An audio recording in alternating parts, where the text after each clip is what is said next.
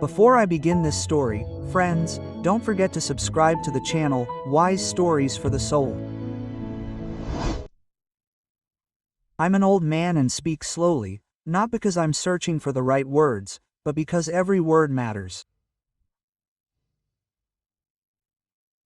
I'm retired, the former head of the investigative department in our provincial town, where evening buses are known by the names of regular passengers, and snow on the roadsides lingers longer than promised. I served under the Soviet system, witnessing reforms, empty offices, reshuffled positions, and that long weariness when the state seems to exist, but its support is gone. Since then, I've been left with shoulders that don't straighten, and a memory that won't let go. That incident happened on a frosty, dry day. Late November, short daylight hours. The department windows were covered in a whitish film of frost, and the telephone with a gray receiver, its coiled cord always trembling slightly, was on. The officer on duty looked up, nodded at me, and I immediately understood, this isn't everyday life. The voice on the line was ragged, like someone trying not to scream. It was her mother calling. The girl, a senior, hadn't returned from school.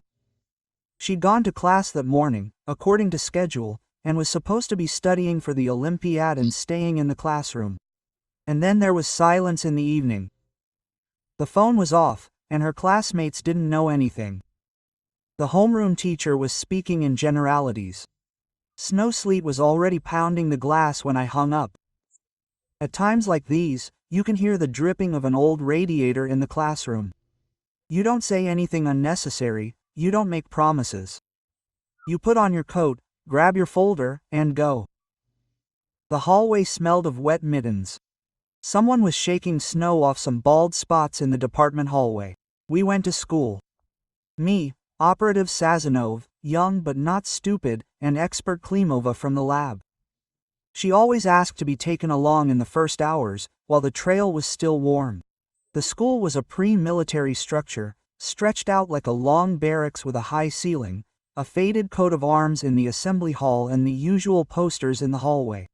The best students. Safety schedule. The guard, a woman with a face that had seen a lot and believed little, said she remembered the girl. She entered, walked quickly, her scarf untucked into her coat. Beyond, emptiness, like a snowstorm. The principal greeted us with due seriousness, but his voice held that same, let's not panic, which I always considered a bad sign. We don't need panic, but underestimating the disaster is worse. We followed the route. A classroom, a library, a biology room that smelled of alcohol and carefully washed cups. The assembly hall, where a chill wafted from the stage. We checked the locker room and asked the teachers who had last seen the girl. She was supposed to have an additional review of problems on her schedule. She was preparing for the City Literature Olympiad. The class was led by a Russian language and literature teacher. He was a man in his early 40s, slim, wearing glasses with narrow frames, neat and reserved. He had been recommended as a teacher with a talent for captivating children with classic texts, and as a respected mentor. I'll give his last name as it appears in my notes, Orlov. He greeted us calmly and said that, yes, a consultation had been planned, but the girl hadn't shown up, and he'd gone home early because he had a cold. His voice was even, without unnecessary intonation, like that of someone who had been reading Pushkin aloud for years and knew how to pause. I listened and noted detail after detail. His coat was hanging in the teacher's lounge. His gloves were dry, and his notebooks were neatly folded on his desk. Sazonov asked simple questions. Klimova's gaze slid over the door handles, the floor, the trash can. A routine inspection, without any loud gestures. We took the attendance register, pulled up the lists of clubs, wrote down the phone numbers. When a child disappears, time slips through our fingers. The first few hours are like thin ice. You can make it, or you can fail. By evening, we already knew that the girl had been seen near the literature room just after 5. 2 classmates confirmed this. One briefly, the other a prostitute. Then a black spot. The principal insisted that the school didn't keep children after 6 and that the actress was leading everyone on, but she confessed to being an actress. Her lower back hurt, she'd go down to the hill for 5 minutes to warm a hot water bottle. We didn't have security cameras then. It was the wrong time and the wrong budget. It got dark outside early, the snow fell, hiding her tracks. We deployed the usual protocol. A search of the area, door-to-door patrols, shops, bus stops, and the entrances of neighboring buildings. We found 2 incomplete footprints on the back porch, where people rarely use. There's a door there, which, they say, is rarely used, an exit to the farmyard. The footprints were smudged with snow, but Klimova still leaned over, squinted, and merely nodded. We'll make a note. The lock on the back door was apparently intact, but the paint around the latch had recently been scraped off, a small detail that you don't immediately remember, only to surface later, like a pebble in a shoe. The girl's parents acted like people who understand what's going on all too well. The father sat upright and said little. The mother hugged her mug of tea, but didn't drink. I told them what I always say in such cases. We're doing everything we can. I need access to her things, her notebooks, her correspondence, her roots. This isn't about invading privacy, it's about giving her a chance. They nodded. Neat notes and bookmarks were on the girl's desk. Magazine clippings with competition assignments. No obvious signs of escape, no hints of a secret meeting. There was a literature notebook, densely written. On the last page were quotes about conscience and responsibility. When you read something like that, you understand that you have no room for error. We spent the night in the department. A city map on the wall, pins, thread, a list of those who were at the school between midnight and 7. We rang, knocked, checked. Theories were born and died. The elevator operator from the neighboring building, the kiosk salesman, the driver of a private bus. Each theory was tested to the end. Fatigue catches up with you in the morning, when the coffee no longer warms you, and all that remains in your head is a dry list of actions. On the second day, we found her scarf. It was lying in the bushes behind the school's utility yard, 10 steps from that very same back entrance. A thin layer of snow fell over it, as if trying to cover it up. It wasn't just an object, it was a sign that she hadn't left on her own, that she hadn't vanished of her own free will. There, under the snow, was a button from a woman's coat and a tiny piece of packing tape with songs ingrained in it. Klimova picked them up with tongs, wrapped them in bags, looked at me, and we both realized that speed was now more important than delicacy. I returned to school. The hallways smelled of damp chalk and frozen mittens. The children looked at us with the special attention they give adults in uniform on days when the usual order collapses. The principal spoke the right words. The head teacher offered help. The teachers reacted differently. Some were silent, some tried to console, some were irritated by our presence. Orlov, the literature teacher, showed empathy, saying, "How awful." And the poor parents, quote. He stood calmly, not fussing. I asked to see his office. It was exemplary. The bookshelves, filled with classics, were lined up neatly, like a display case. Portraits of authors hung on the wall, and neat handwriting with an epigraph for the lesson was on the blackboard. I stood by the window, overlooking the farmyard and the back exit. The door loomed as a dark rectangle. I asked about consultations, how often he worked individually, who attended, and what format they took. He replied that this was common practice, that gifted children needed attention, that the school lacked extracurricular activities, and he was filling the gaps. He spoke calmly, convincingly. His tone was one of, everything is correct and everything is too smooth. We took handwriting samples and asked for an explanation of why he left early. This isn't an offensive formality, it's a narrow path we follow, gathering a match. He wrote without delay, without references. Expert habits aren't the only thing that drives an investigator forward. Another factor that guides us is that same feeling that any strict mind would regard with suspicion. An inner chill. Sometimes it deceives, more often it warns. On the third day, we conducted a search of the school premises with the participation of witnesses. It was a long and unspectacular job. Garbage bags, hills, storage rooms smelling of wood dust and old paint, a gym with its familiar echo, a shop with jars of nuts, just like in childhood. In the hill next to the literature room, under an old cardboard box, we found a scrap of that very same packing tape from the yard. A match in pattern and width. This doesn't prove anything, it only guides. At the same time, we dug into the past. Orlov has an impeccable character reference, letters of thanks, and testimonials from parents. The child has developed a love for the subject. In Soviet times, he was a young teacher, working in the regional center, then moved to our city.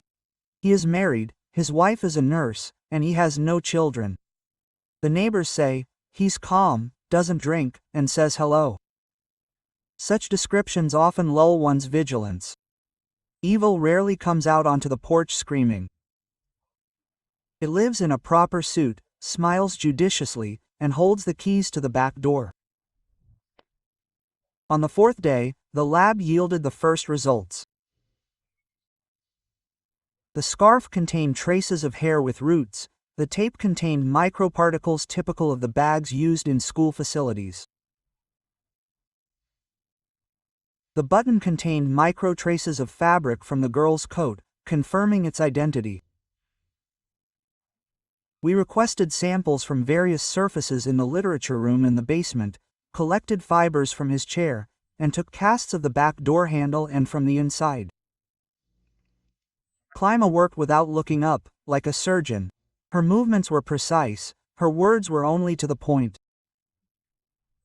I'm not over-dramatizing or throwing around words like fate and horn, but there are moments when, standing by the window of an empty office, you see not only the snow-covered courtyard but also someone's secret path from light to shadow.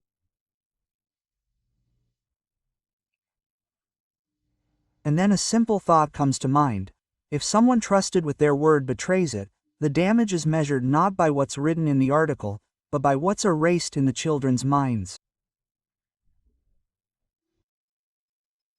At such moments, you want to speak loudly, but you need to speak quietly and precisely. We defined a circle of trust and a circle of risk.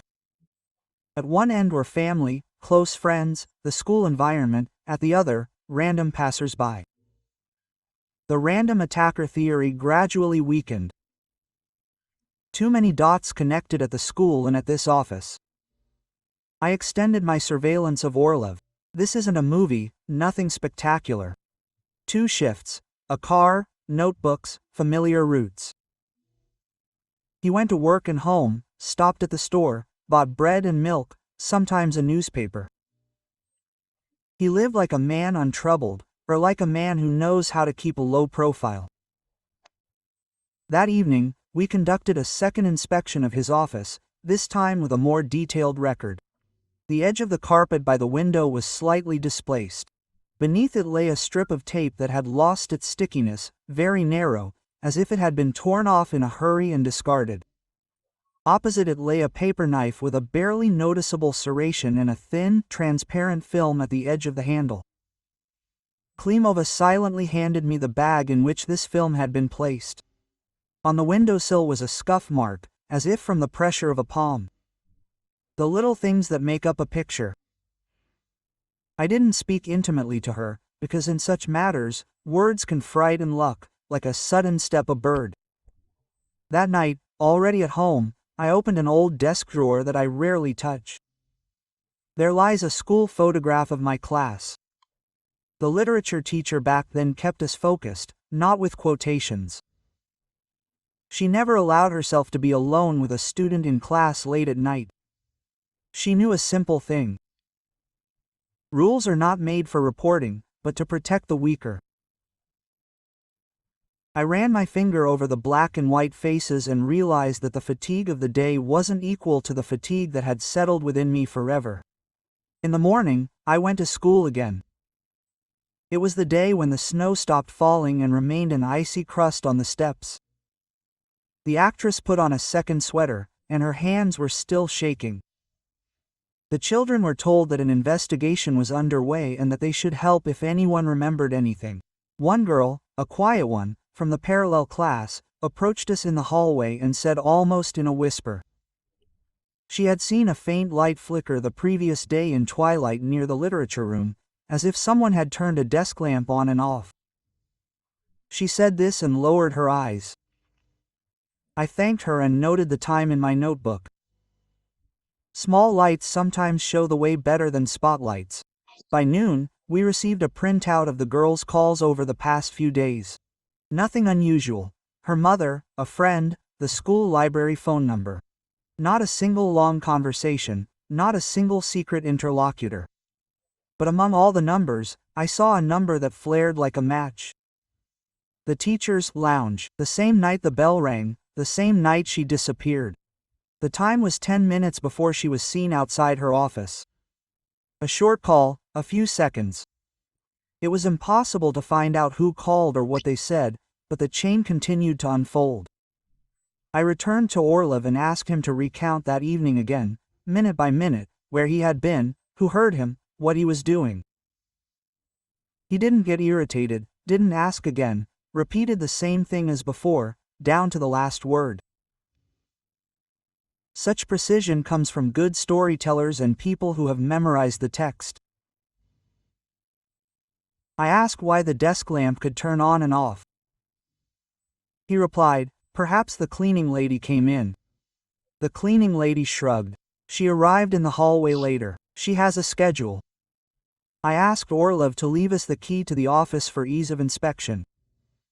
He smiled an even, empty smile and agreed. That evening, I sat alone in my office for a long time. The papers lay flat, the pen leaving a thin line. I was writing a report ordering a comprehensive forensic examination of fibers, fingerprints, and microparticles. It was a dry letter, like a knock on the door, for which there might be a response. And I wasn't thinking about victory or a resounding solution. I was thinking about how evil has learned to say the right words, how it removes its glasses when it needs to show concern, how it dries its gloves on the radiator, avoiding touching the hot metal so as not to leave a trace. And in that moment, I realized that if we made a mistake, if we missed the mark by a millimeter, it wouldn't just be a mistake in the case, it would be a crack in the trust of those who still believe that school is a safe place. I had no right to such a crack. On the fifth day, the city lived its own life. Minibuses screeched at intersections, street cleaners scraped away ice with dull shovels, newspapers were being delivered to the kiosk, and all this was happening as if right next to us, without us even noticing. The phone rang in the department, but the sound faded into a cottony bell. On days like these, you learn to cherish the simple things. The silence of the lab when you can hear tweezers touching a package, the composure in your voice when talking to parents. By morning, the preliminary results came in. On the inside of the school's emergency door handle, there were faint but legible traces of epithelium, mixed in without any clear prints. On the sticky backing of the tape cuts were microfibers, matching the fabric of the household gloves from under the hill. Nothing loud, but the chain continued to lead not outward but into the building. We called a dog handler. The dog picked up the scent from the farmyard and led not to the street, as we had hoped, but closed the circle near the wall with the windows of the literature classroom, losing the scent on the buried stairs. The snow turned the path into a blank page, where someone had managed to erase the most important details. The principal asked us to make decisions carefully, talking about the school's reputation, about exams looming, about not fanning rumors. This is an understandable human fear and bad advice for an investigation. I replied calmly that our accuracy is in the reports, not in omissions. They increased security in the hallways, but that was already about the future, and we needed the past. The evening of the disappearance. Minute by minute. We ran the timesheets. The guard, the sump, the hot water bottle, the empty hallway. The cleaner's route, rags, equipment. The head teacher. Conversation with the parents of another class, confirmed. Orlov, according to him, was late for 10 minutes, waiting for a student, got cold, grabbed his coat, and left. Gone where? Home.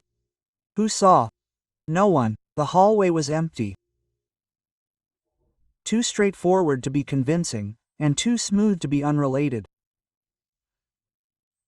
We requested a warrant to seize certain household items from his home. Gloves, outerwear, a doormat, cleaning supplies. The prosecutor agreed without objection. There were grounds, and he, too, understood the value of the first step. That same evening, we stopped by the Orlovs. They lived in a Khrushchev-era apartment on the second floor, linoleum in the color of the transitional season. The kitchen smelled faintly of onions and tea. His wife was tired, polite, and confused. What's wrong? He'd been in school his whole life. He greeted us calmly, without fussy politeness. Come in. We behaved the same way. Politely, coolly, without pressure. A seizure is not a search. We listed what we needed. He handed over gray knitted gloves, a turtleneck coat, and a scarf, which, according to him, he rarely wears in pairs of shoes. Klimov carefully picked microscopic dust particles from the doormat. On a hanger lay an inconspicuous raincoat in a case. It's been a while since the raincoat season, Sazonov remarked, looking up. Orlov shrugged. It's a habit to keep everything in order. We took the case and the raincoat, not because we suspected anything, but because order, brought to sterility, always deserves attention. Orlov held his ground in conversation. He didn't see, didn't know, and left early. And suddenly, answering a routine question, he said casually, "And that girl in the blue scarf, I think." Sazonov and I exchanged glances. The color of the scarf wasn't announced. It wasn't listed in the school records. Witnesses said, a scarf, without specifying anything. Quote. I didn't correct him, just nodded and continued. It wasn't proof, it was a burr on smooth wood. By nightfall, the lab confirmed it. On the Velcro edge of one of his gloves, there was a tiny, almost weightless, but recognizable nap, similar in structure to the nap of the girl's scarf. Similarity does not equal identity until a comprehensive conclusion, but the statistics of such matches are not rich. We sped up the comparison package. At the same time, I returned to school, to the empty literature room, already without children and the hum of the day. I inhaled the cold air by the window. I tried to stand the way people stand when they are listening, but do not want to be seen from the hallway.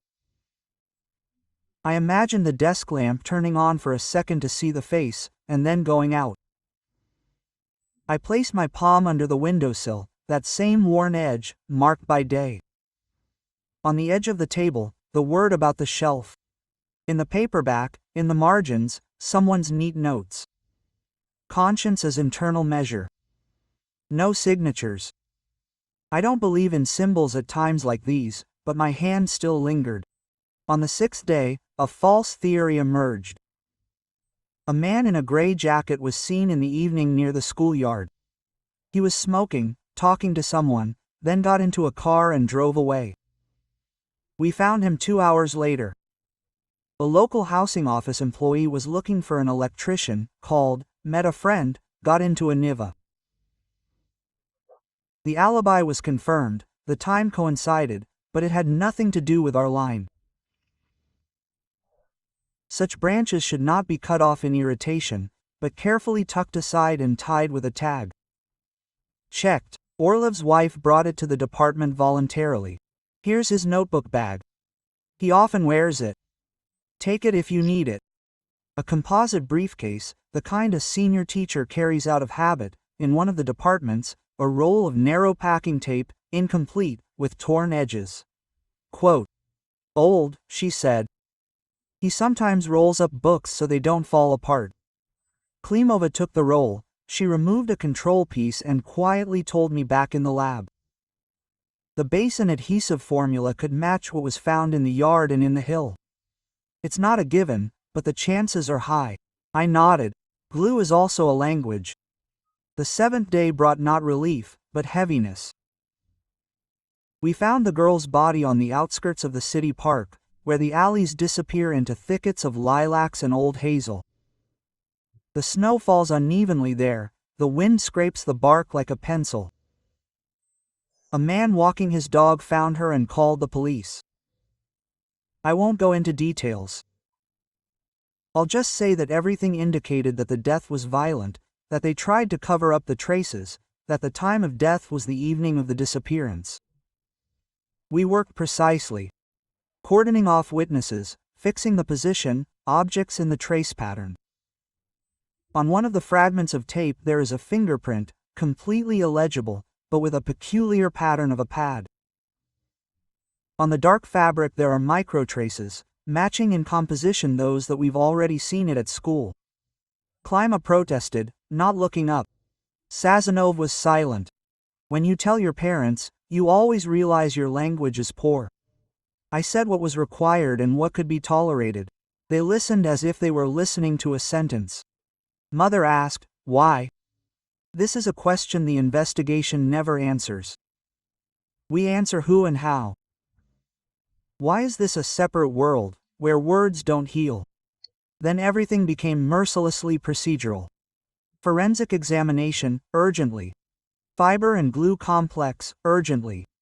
Request for authorization to search Orlov, urgently. The prosecutor approved without a pause. We arrived early in the morning, when the kettle was still just making noise. He opened it himself, didn't resist, didn't try to argue, only became noticeably drier than before. His wife went into the kitchen, closed the door, and a cup quietly clinked there. A search is when you're not looking for a thing, but logic. Why is this paper knife here? Why is there a microchip on the blade? Where did that thin film of glue on the windowsill come from? Why is there a box of unusable notebooks in the pantry, among which lies a sheet of paper with the girl's handwriting? Not her notebook, but a separate sheet of paper with the beginning of an essay, torn off mid-sentence. Who and when could have put it here? We also found a bag with disposable gloves, a pharmacy one, incomplete. By itself, such a bag means nothing. Together with everything else, it gains weight. In the bedroom, under the bottom shelf of the closet, in the crack between the chipboard and the wall, a small metal bookmark. In it is a thin silver chain with a pendant. The girl's mother later identified it. I gave it to her myself. There are microtraces on the pendant that the lab reads as a whisper. And this whisper coincided with what was heard at school and in the park. Orlov looked at the table when things were put into bags. Not at us, at the table. His gaze was fixed not on the objects or on recognition, but on some kind of inner no. I've seen this more than once. This is not remorse. It is an attempt to hold on to the world with the same effort of thought. He said, I have nothing to add. I replied, and me too, the examination will tell the rest. That evening I walked a long way home from the department. The courtyards hummed with televisions, on ice basins froze on the balconies, where someone keeps mineral water for later. I thought about how easily we trust those who speak calmly, and how difficult it is to restore trust when it is destroyed not in the system, but in the person next to us. We set up round-the-clock surveillance not for the sake of show, but to ensure that the chain would not be broken. On the 8th day, the first final conclusions came in. The tape from the briefcase and the tape from the site where the body was found matched a number of parameters: width, type of adhesive, a rare admixture of plasticizer. Fibers from his glove and the lint of the girl's scarf were highly likely to have come into contact. On the inside of the steering wheel of his Zhiguli, there were microtraces of the same dust as on the windowsill of the office and on the back entrance of the school. Footsteps formed a path. I looked at the photograph on the wall of the department. The school staff was somewhere from another life. The children were smiling, The teacher was leaning slightly toward the front row, and I caught myself wondering what was most frightening about such things. It's not evil in deeds, but its everyday appearance. You pass by and don't notice, because it can be like everything else. At that moment, it became clear to me that it was time not just to collect pebbles, but to put them on the scales, to move on to a conversation in which there would be no room for literary pauses. An interrogation is not a performance, not a drama. It is a quiet, almost everyday clash of two worldviews. One of them seeks the truth, the other saves himself. And the calmer they are, the deeper the silence cuts. Orlov was invited officially, without handcuffs, without an outward show of severity. He arrived in a gray coat with his usual neatness, even knocked on the door before entering. I invited him to sit. The office was cool. On the windowsill stood a jar of tarnished carnations. Someone had placed them after the girl's funeral. They stood without water, but I did not want to throw them away. Let them be a reminder that beauty without a conscience dies quickly. Nikolai Andreevich, I said, do you understand why you were invited? I understand, he replied, but I'm afraid you won't have anything to hear. His voice was even. No irritation, no fear. I knew that state. A man who still had hope that everything would be explained, that everything had been mixed up. I took a copy of the search report from the folder and slowly laid out the bags in front of him. Gloves, a raincoat, a roll of scotch tape, a pendant. Are these your things? Yes, everything, everything. And I pointed to this pendant. Have you seen it before? He froze, looked, as if trying to remember, but there was no recognition in his gaze, only careful control. No, I don't remember. It was found in your closet. I said calmly, behind the shelf, in a metal bookmark. So someone planted it, he said with the same even voice. I didn't answer, I just moved the photographs from the scene. A snowy field, branches, a piece of fabric, a trace of scotch tape. Next to it was a lab report with sample numbers. I didn't explain, I didn't press. Silence in such cases is also a tool. It makes a person hear not my words, but their own. He looked down at the photographs, held his breath for a second, then straightened up again. Quote, I'm not involved, it's a mistake. Mistakes happen, I said, but not such consistent ones. Scotch tape, lint, work fibers, pendant, door, lamp. Too many coincidences. Nikolai Andreevich. He looked at me with slight weariness, as at a student who did not understand the meaning of the text he read. Quote, you don't understand, he said quietly. I've taught children all my life. I didn't have anything like this. I could help, prompt, sometimes be strict. But you know how it is. The world has become rougher. I tried to preserve at least something. Preserve? I asked again. Yes. He leaned back in his chair. You see, they come differently, dissolute, indifferent, without interest. They need someone to guide them, to set an example. I wanted her to understand literature, to feel words, not as they now do superficially. She was a gifted girl. Quote, did you stay alone with her that evening? I asked calmly. He didn't answer right away, but looked at the window.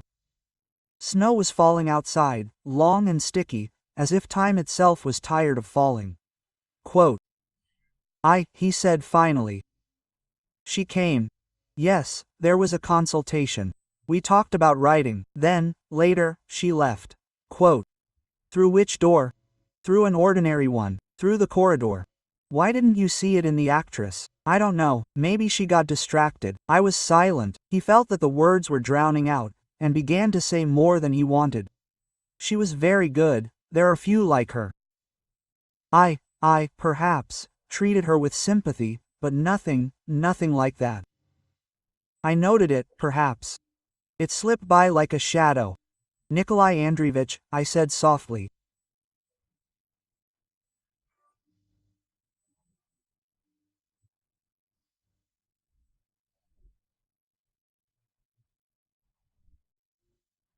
Nobody is talking about a monster now. We are talking about a person, about weakness, about a line that you could cross not because you wanted evil, but because you could not cope with yourself. There's a moment, one decision, one step. You understand how it happens. He was silent.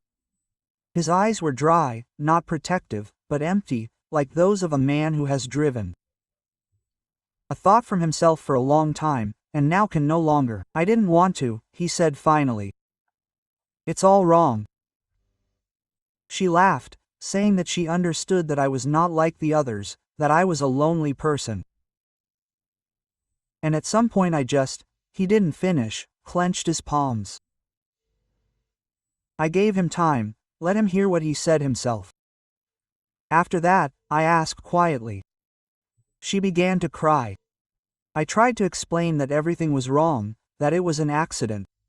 She ran to the door. I got scared, followed her, said that no one would know, that everything would be forgotten. She screamed. Then he covered his face with his hands. It all happened quickly. I don't even remember how. Only silence. Then I realized that it was all over. He spoke without raising his head.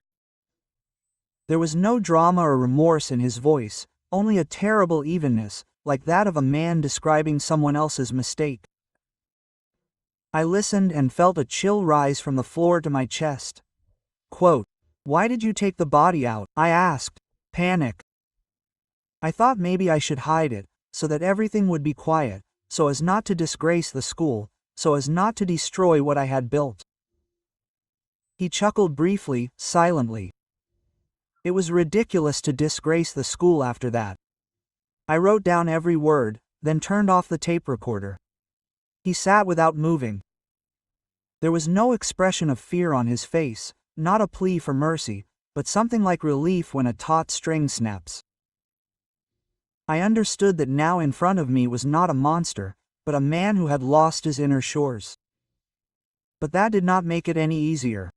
Later, when he was taken away, I remained alone in the office, opened the window.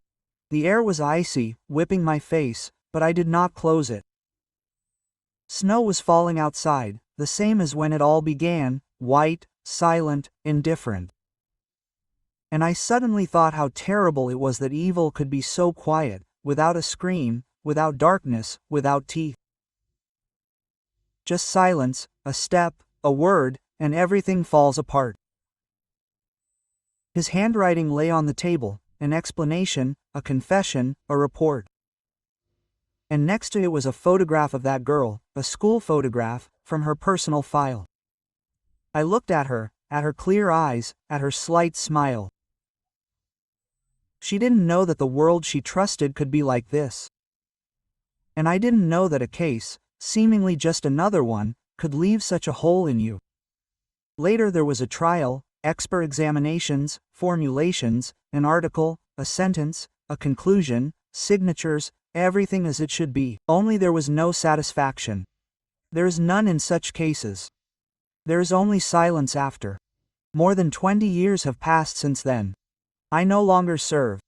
My office was given to young people long ago. But sometimes, when I sit by the window, I see snow, and beyond it the school. That yard, that door. On the windowsill I have an old school photograph. It has Orlov in it, then still smiling, then still a man, not a beast. And this whole story folds into one question, to which I have never found an answer. When does evil begin in a person? The moment when he for the first time he thinks that he is allowed a little more than others. I think so. Right then. And if you ask why I still remember all this, I will say simply, because some things you do not close. They live inside you. And quietly remind you, the word teacher is sacred only when a person remains human. Many years have passed, the city has changed, bright signs have appeared, new bus stops, plastic windows. Only the sky above it has remained the same, low, gray, heavy. Sometimes I walk along the same streets where I once looked for missing people, and I catch myself thinking that the steps are the same, only inside there is more silence. I have been retired for a long time. The house is old, a Khrushchev-era building, the walls are thin as paper. In the evening I turn on the table lamp, the same one, with a dim yellow light. And sometimes, without wanting to, I see before me not a page of a book, but that literature room, the lamp, the table, the notebooks, snow outside the window and Orlov's voice, even, calm, intelligent, like many who knew how to hide the abyss behind the correct diction. They tell me, "Let me go, you did your job, the case is solved." But the investigator does not judge by the verdict. His memory is structured differently. It stores not the result, but the process. That moment when you first see a lie not in words, but in a look. That instant when you understand that the truth exists, but it does not bring back the living. I thought a lot about him, about the man who was a teacher. After all, he was not born a monster, once stood in front of the class, smiled at the children, wrote Pushkin's lines on the board. Somewhere between those lessons and that evening, something broke in him. Maybe loneliness? Maybe a feeling of impunity that grows if a person lives for a long time without internal control. Maybe a habit of thinking that since he is a mentor, he is allowed a little more. Or maybe just a weakness that no one noticed in time. I increasingly think that evil is not a flash, not an instant a breakdown. It's a long, almost imperceptible process of decay. Like a tree that's strong on the outside but hollow on the inside. It stands until the wind blows, and then it breaks instantly. I once believed that justice is when a criminal is punished. Now I know that justice is when society draws conclusions, when after such a case people become at least a step more cautious, more attentive to those to whom they entrust their children, their word, their very selves. And if there are no conclusions, then everything will repeat itself in another city, with different names, under the same snow. Sometimes I walk past that school. It's been renovated. Plastic windows, a painted facade, a bright banner with the inscription, "School of the Future." Children run during recess, shouting, laughing. And looking at them, I understand. The world is still alive if children laugh. But at the same time, somewhere deep down, that icy piece of memory remains, like a warning, like an inoculation against the oblivion of home. There's an old photograph in his desk drawer, a classroom, a schoolyard, smiles. Orlov is in the background, young and confident in his suit. Sometimes I take the photo out and stare at it for a long time, until the lamplight glimmers on the glass. And every time I wonder, did he already harbor within himself what would later sprout, or did it all begin later, with fatigue, with loneliness, with the feeling that his work was of no use to anyone? I don't know, and I probably will never know, but I've understood one thing for sure. Evil doesn't come from outside, it grows from within. There's a place in each of us where darkness begins. It's just that some close the door there, while others open it. When I'm feeling particularly down, I remember the eyes of that girl with the photograph in the file. There was pure, unconditional faith in them.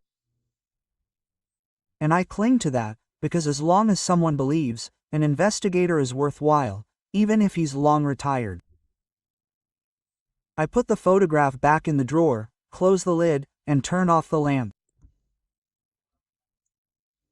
An old man with gray hair and eyes filled with weariness is reflected in the window. I don't know how much longer I have left, but I know for sure that as long as I live, I will remember, because memory is also a form of justice. The quietest, but the truest.